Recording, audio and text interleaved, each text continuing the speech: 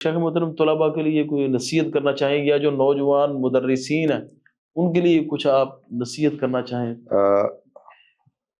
یہ اپنے آپ کو بھی اور نوجوان ساتھیوں کو بھی نصیحت یہ ہے کہ ہم پہلے بھی الحمدللہ بڑا ذوق شوق تھا، شروع سے تدریس کا ایک ذوق تھا، اور محنت کر کے مطالعہ کر کے پھر ہی کلاس میں جاتے تھے اور ایک ایک بات پہ سوچتے تھے. بلکہ کلاس میں جب میں پڑھ رہا ہوتا تھا نا، بعض دفعہ عام طلبہ کو ایک چیز سمجھ آ جاتی تھی اور مجھے بعض دفعہ ایسا ہوتا وہ چیز سمجھ نہیں آتی تھی.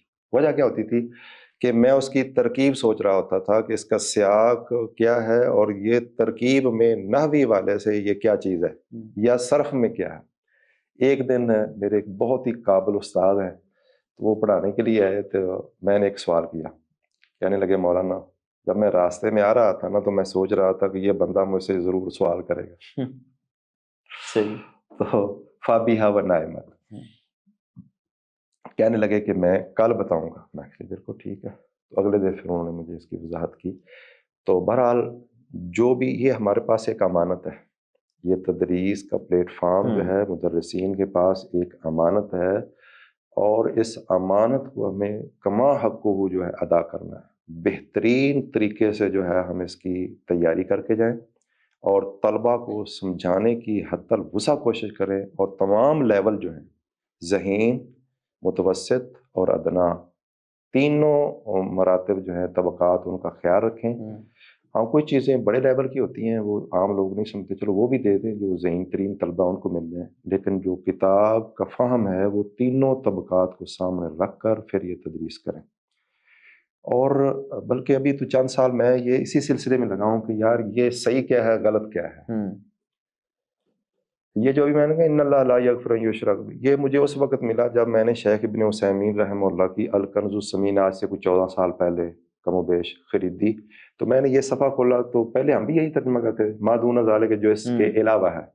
تو جب میں نے الکنز الثمین کا یہ صفحہ کھولا نا تو یہ شیخ صاحب نے لکھا، تو میں نے کہا 14,000 روپے کی وہ قیمت تھی. تو میں نے کہا یہ تو ایک نقطے پہ جو ہے نا آج مسئلہ جو ہے الحمدللہ لوگ. اب میں نے پھر ابھی پچھلے سالوں سے میں نے کچھ زیادہ بریک بینے سے یہ کام شروع کیا. اب تو مجھے ایسے لگتا ہے کہ مجھے ہر چیز چیک کر رہا ہوں. مجھے ایک دن ہم نے لفظ بولا پوچھ گچھ، ہم یہ پڑھتے پوچھ گچھ پڑھتے تھے.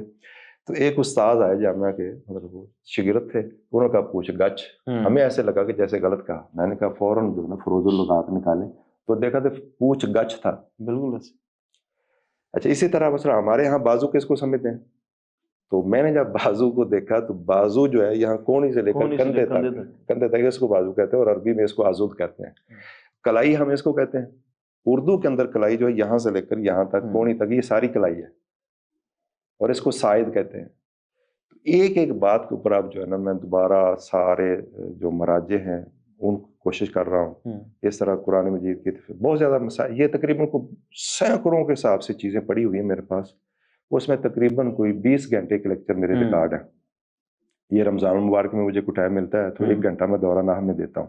صحیح. ادھر ہی بویا اصل میں مین دورہ تو ابو حنظلہ مالک داد صاحب شاگرد ہیں. میں نے مرید کے دورہ نحو کا آغاز بھی الحمدللہ میں نے کیا تھا.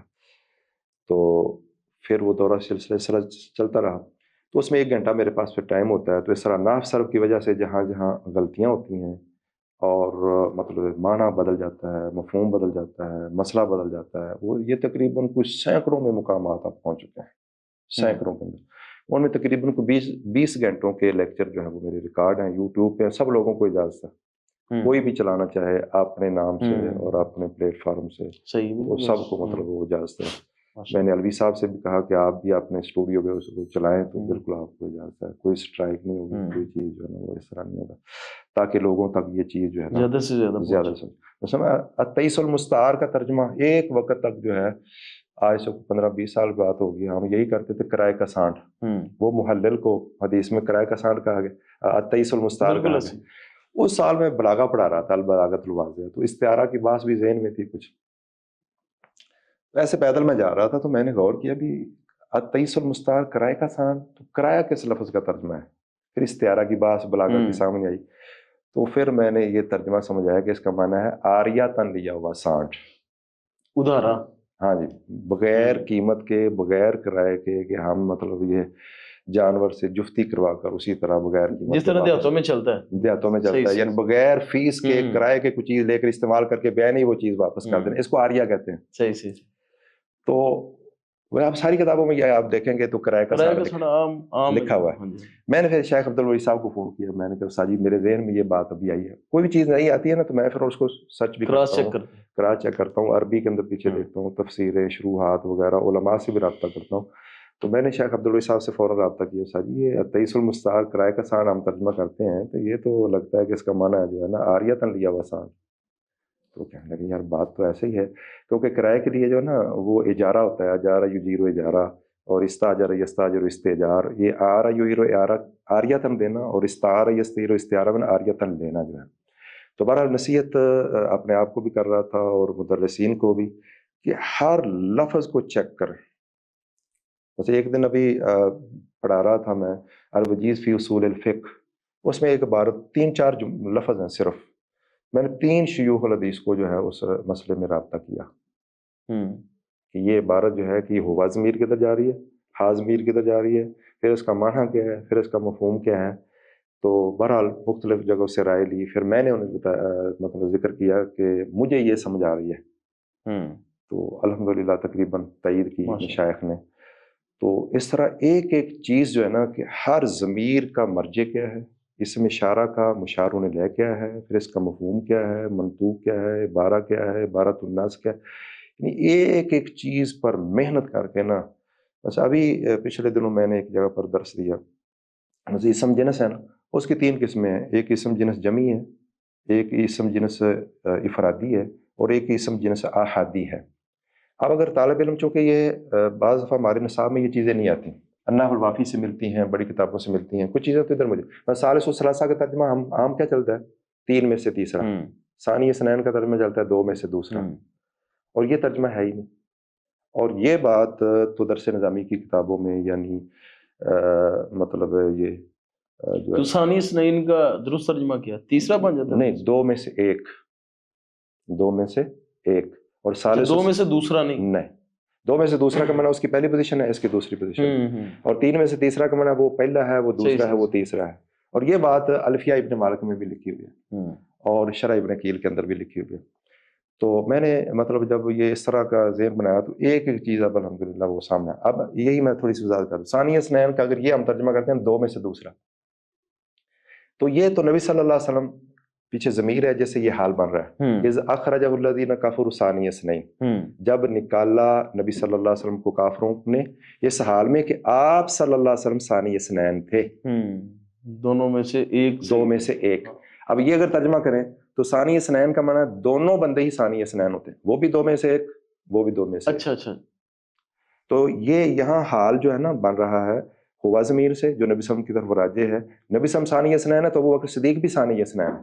اب ایک دونوں غار میں بھی تھے، دونوں غار میں بھی تھے، یعنی ثانی اثنین میں ہر ایک بندہ ثانی اثنین ہے، اور ثالث و ثلاثہ میں ہر ایک بندہ ثالث و ثلاثہ ہے. اگر وہ ترجمہ کریں کہ 2 میں سے دوسرا، تو پھر تو وہ ایک ہی ہوگا، پھر وہ رسول اللہ صلی اللہ علیہ وسلم ہوں گے، پھر ابو بکر صدیق کی شان نہیں ہوگی اور ان کے لیے یہ لفظ نہیں بولا جا سکتا.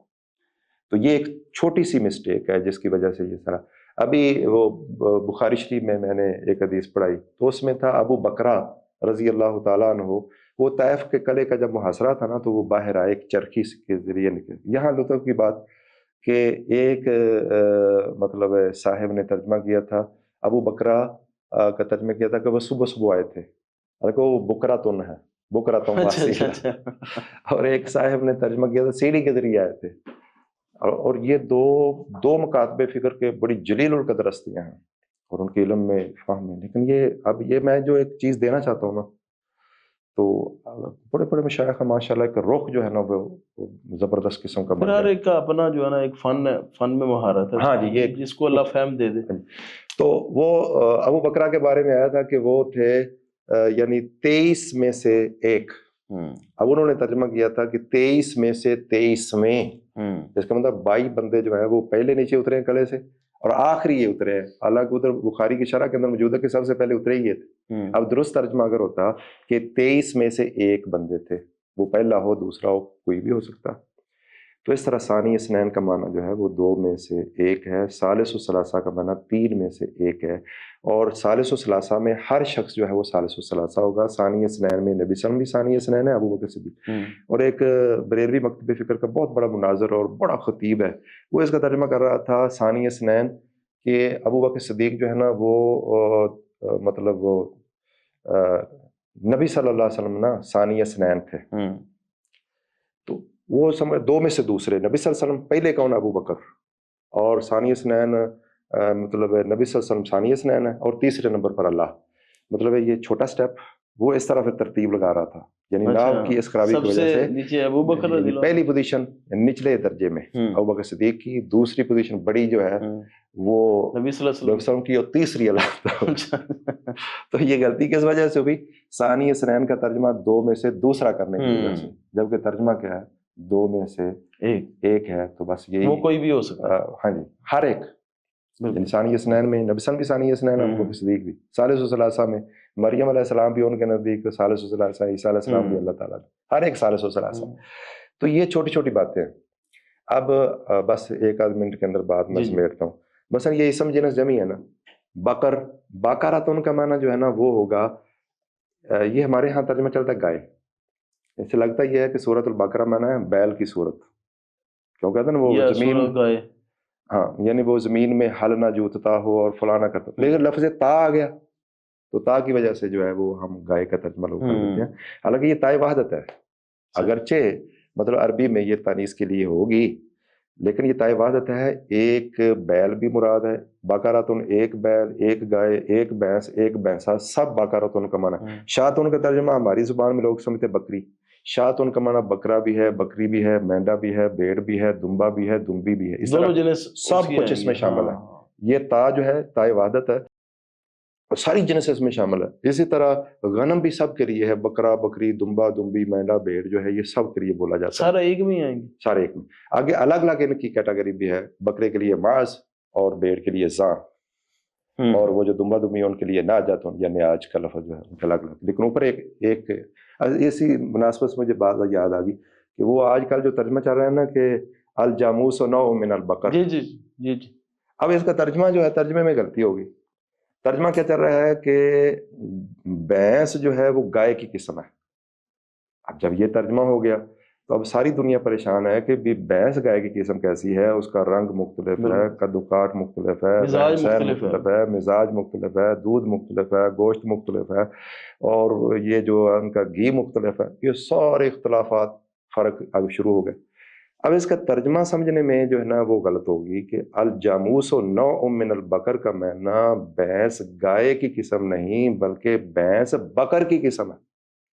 سمجھ گیا میں، جس طرح آپ نے اس کے لیے ایک لفظ جس میں دبا دبی، ہاں جس طرح اب کوئی بندہ یہ نہیں کہہ سکتا کہ جو بکری جو ہے وہ بھیڑ جو ہے وہ بکری کی قسم ہے، بلکہ کہیں گے کہ بکری جو ہے یہ بھی غنم کی ایک قسم، یعنی غنم اوپر ایک جنس ہے، اس کے آگے دو انواع ہیں، سب کیٹیگری آ گئی اوپر، یعنی جنس میں آئے گی، نوع میں نہیں آئے گی۔ اب بھینس گائے کی قسم نہیں ہے بلکہ گائے جو ہے وہ بھی بکر ہے اور بھینس بھی بکر ہے، دونوں بکر کی آگے قسمیں ہیں۔ ہاں ٹھیک ہے، صحیح صحیح۔ اب جس طرح فرق ہے نا بکری کا اور بھیڑ کا، اسی طرح فرق ہے کس کا؟ گائے کا اور بھینس کا۔ گائے اور بھینس دونوں بکر ہیں اور وہ دونوں جو ہیں وہ شات بھی ہیں اور غنم بھی ہیں۔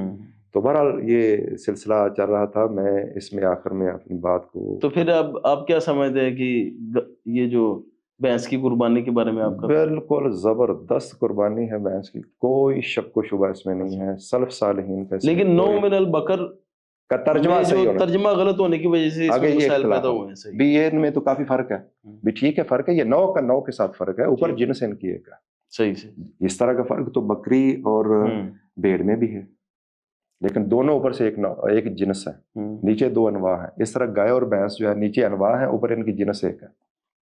تو بہرحال بات چل رہی تھی کہ یہ چیزیں ہم ان پر اگر غور کرنا شروع کریں گے، قرآن مجید، تو پھر دلچسپی بھی بڑھے گی، مزہ بھی آئے گا پڑھنے کا، ہے، اور بڑا زبردست جو ہے نا کراس چیک بندہ جب کرتا ہے پھر سمجھتا ہے کہ یہ مطلب، میں ابتدائے آفرینش پڑھتا تھا، تو ایک مرتبہ کوئی طالب علم وہ آئے کہتے افرینش پڑھتا تھا، میں ابتدائے افرینش، تو کہتے ساجی یہ ابتدائے آفرینش نہیں ہے؟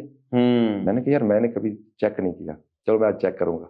وہ دیکھا تو میں نے کہا بیٹا آپ کا بھی غلط ہے میرا بھی غلط ہے کہتے کیا میں نے کہا یہ لفظ جو ہے وہ ابتدائے آفرینش ہے نون کے کسرہ کے ساتھ ہے تو چلو آپ نے میری غلطی نکالی تو آپ کی بھی جو ہے نا غلطی نکل گئی صحیح تو بہرحال یہ اس طرح جو ہے نا بہت زیادہ مزہ بھی آتا ہے پڑھنے کا پڑھانے کا اب میں بخاری کے ایک حدیث جو ہے نا اس شروحات جو ہے چیک کر رہا ہوں کہ بھی اس کا معنی کیا ہے اور بہت زیادہ تسامحات جو اردو کتابوں کے اندر مل رہے ہیں اللہ نے توفیق دی تو انشاءاللہ کسی کا نام لینا مقصود نہیں ہے اللہ تعالیٰ سب کی محنتوں کاوشوں کو قبول فرمائے ہم تو انہی لوگوں کے علماء کے کوششین ہیں لیکن جو غلطی ہے یہ خطا ہے اس کا اظہار بغیر نام لیے ہم انشاءاللہ یہ ریکارڈنگ